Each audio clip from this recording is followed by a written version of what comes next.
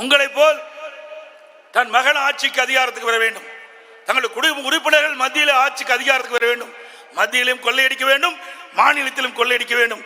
அதற்காகத்தான் இந்தியா கூட்டணி என்று வார்த்தைக்கு வார்த்தை இந்தியா கூட்டணி என்று தவறாமல் எல்லா கூட்டத்திலும் பேசி வருகிறீர்கள். நாட்டு மக்கள் நன்மை செய்வதற்கல்ல, குடும்ப உறுப்பினர்கள் ஆட்சி அதிகாரத்துக்கு வர வேண்டும், இங்கே செய்த ஊழல்கள் மறைக்கப்பட வேண்டும். அதற்காக துடிக்கிறார் திரு ஸ்டாலின் அவர்கள். திரு ஸ்டாலின் அவர்களே, ஒன்றை நினைவு கொள்ளுங்கள், நாங்கள் ஆட்சி அதிகாரம் ஆசைப்பட்டிருந்தால் பாரதிய ஜனதாவோடு கூட்டணியிலே தொடர்ந்து இருப்போம். உங்களை போல் அல்ல. எங்களுக்கு ஆட்சி அதிகாரம் முக்கியம் அல்ல. ஓட்டு போட்ட மக்கள், தமிழ்நாட்டு மக்கள், எங்களை தேர்ந்தெடுத்தவர் தமிழ்நாட்டு மக்கள். தமிழ்நாடு மக்கள் என்ன நினைக்கின்றார்களோ அதை செய்து காட்டுவதுதான் எங்களுடைய முதல் வேலை.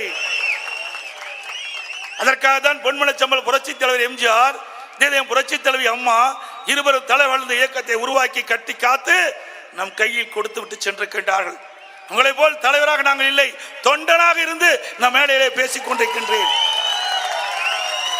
எங்க என் முன் அமர்ந்திருக்கின்றீர்களே அத்தனை பேரும் இந்த கட்சிக்கு சொந்தக்காரர், இந்த கட்சியுடைய பொதுச் செயலாளர் உங்களை அத்தனை பேரும் பார்க்கின்றேன். உங்களை போல சர்வாதிகாரி போல தான் கட்சி தலைவர் என்று தம்பட்டம் அடித்துக் கொள்ளவில்லை. எங்களுடைய கட்சியை பொறுத்த வரைக்கும் இன்றைக்கு நான் இருக்கின்றேன், நாளைக்கு மேடையில் ஒருவர் யாராவது வருவார், இல்ல கீழே இருக்கின்றவர் யாராவது ஒருவர் இந்த பதவிக்கு வருவார்.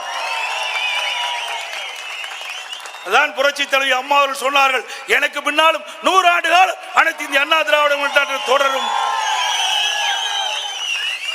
ஸ்டாலின் அவர்களே, எங்களுடைய கட்சியை உடைக்க எவ்வளவு சதி திட்டம் தீட்டினீர்கள், கட்சியை முடக்க எவ்வளவு சதி திட்டம் தீட்டினீர்கள்.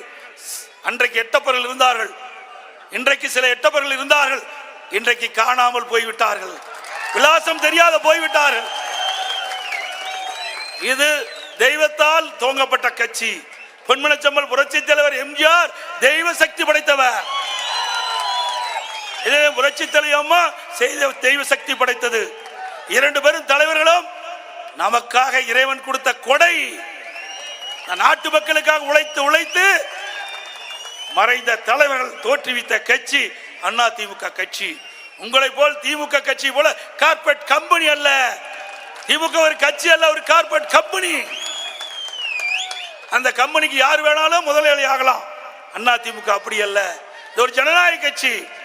இங்கே உழைக்கின்றவர்களுக்கு, தலைமைக்கு விசுவாசமா இருக்கின்றவர்களுக்கு வீட்டு கதவை தட்டி பதவி கொடுக்கின்ற ஒரே கட்சி இந்தியாவில், தமிழ்நாட்டில் அண்ணா திமுக.